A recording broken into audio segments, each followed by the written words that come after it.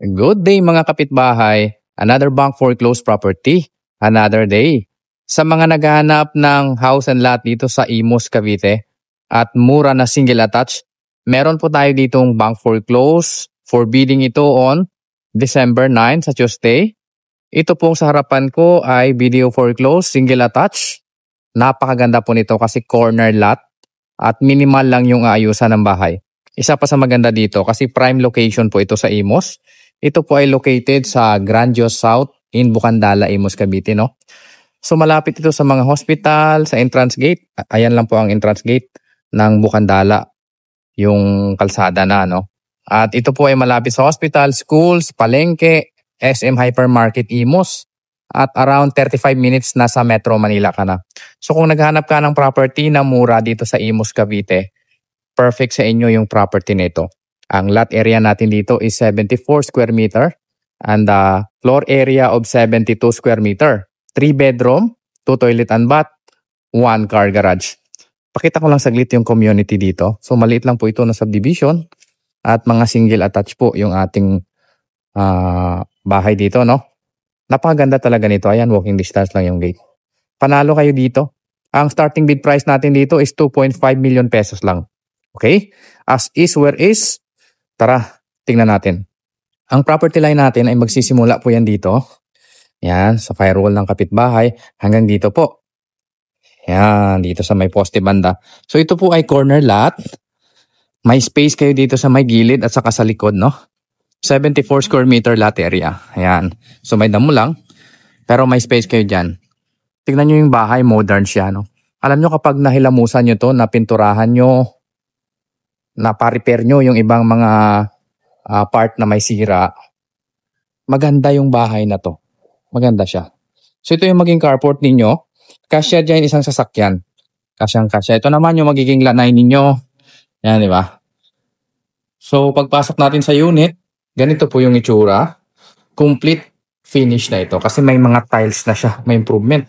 Imus lang ang location. Maayos lahat ng tiles. Wala po akong nakitang kapak dito.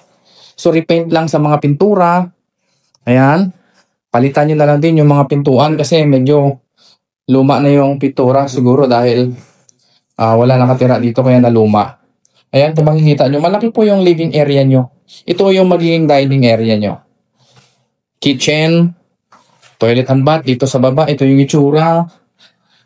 Naka-tiles yung kalahati. Maayos pa, repaint nyo na lang po ito. Huh? Maganda yung bahay na to eh. May mga part lang siya na, ayan o, honest issue, may anay, pero wala nang anay. Dinaanan lang ng anay. No? So wala na yan. Palitan nyo na lang. Ito, ganito rin. Yung pintuan natin, may dinaanan ng anay, pero wala na po. Ito yung likod, service area. Pwede nyo rin gawing laundry area. Pwede nyo yung pabubungan po yan dito. Diba? Maganda po yung bahay na to. Yung kitchen countertop, maayos.